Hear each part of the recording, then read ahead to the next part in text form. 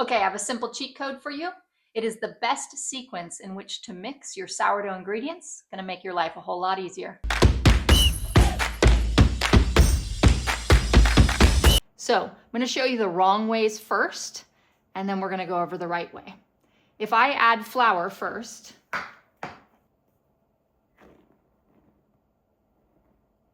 almost there. There we go. And then I add my starter.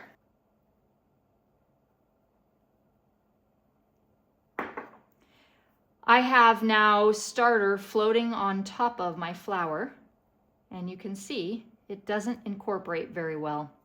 So you're gonna get it stuck to your whisk.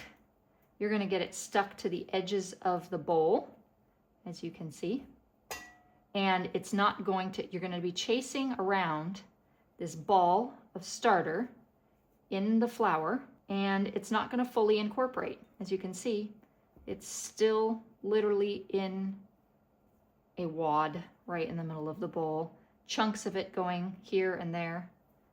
So this would be probably worst case scenario. The last way in which I would ever do it is add flour first and then put your starter in.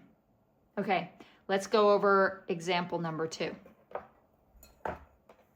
Now we're gonna do flour first, and now we're gonna add our water. We're getting there. Have to be so precise. Now, when we stir,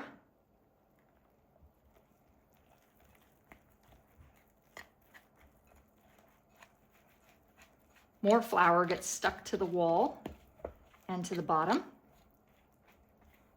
than is ideal. It's not as bad as the first option.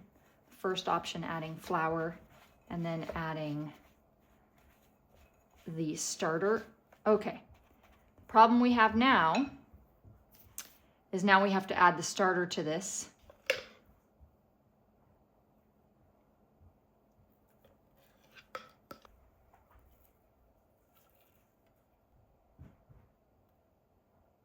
Okay, and now we have starter and flour and water separate, and then trying to incorporate them into each other, making sure that there's starter all throughout this flour.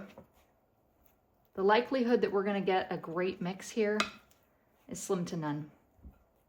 So I'm going to pull the ripcord, and we're going to be done with that for now. All right, now we're gonna go over the third and best option, and we're gonna do water first. This is what I recommend. Always do water first. There we go, 188.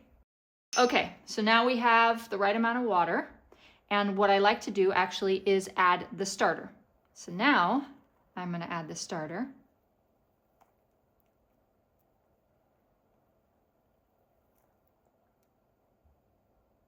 Okay, now what we're gonna do is what's called milking the starter. And you can see I'm breaking it up. It's okay if there's little chunks, it doesn't have to be perfect. But as you can see, the starter is now well distributed in the water.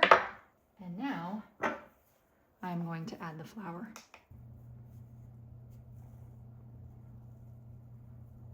And now it is much easier. The water is on the bottom, flour's on the top.